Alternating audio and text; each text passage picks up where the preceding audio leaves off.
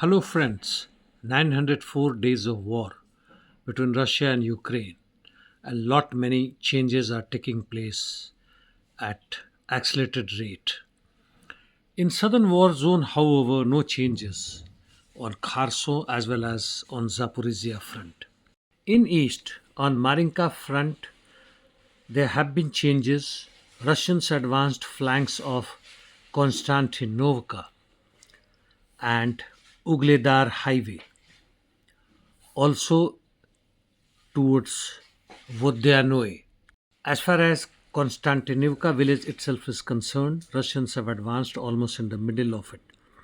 Paraskovivka, Ukrainians have finally abandoned their last hold.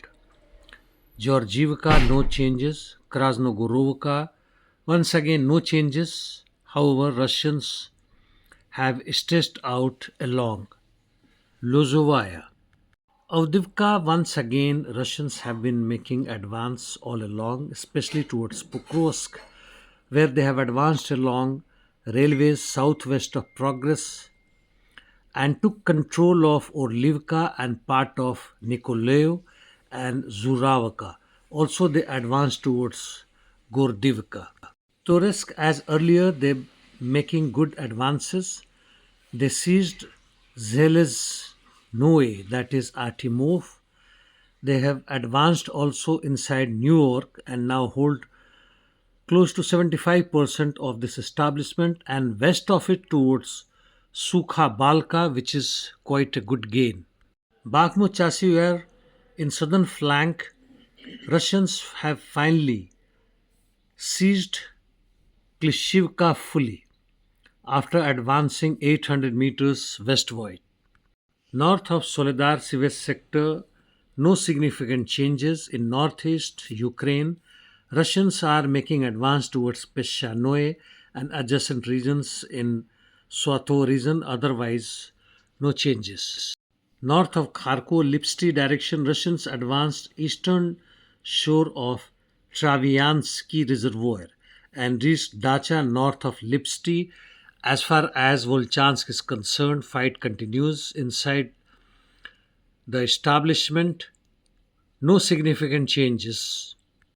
Now Kursk, fog of war, is slowly giving way to ground realities. In Karinovo direction, in the area of Gordievka, Nikolaev, Daniyino, Ukrainians have advanced and also entered Venezaponoe or Nizaponoe. I am not sure how to pronounce it.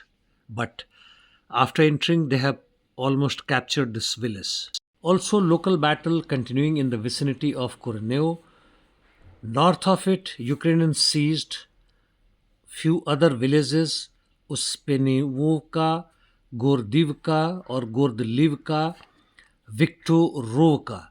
In southeast of Sudza, Ukrainians took control of Borki and Krupets.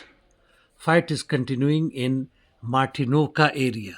North of Sudza, there have been by and large no significant changes. However, Ukrainians advanced towards Kreminoe and Kruglinoe. However, further advance has been stopped. Sudza has fallen. Yes, it has fallen in itself, and it is confirmed from both the sides. Fight is also continuing towards Zuravli village, Kochuk and Ruskoe Porek Noyev direction.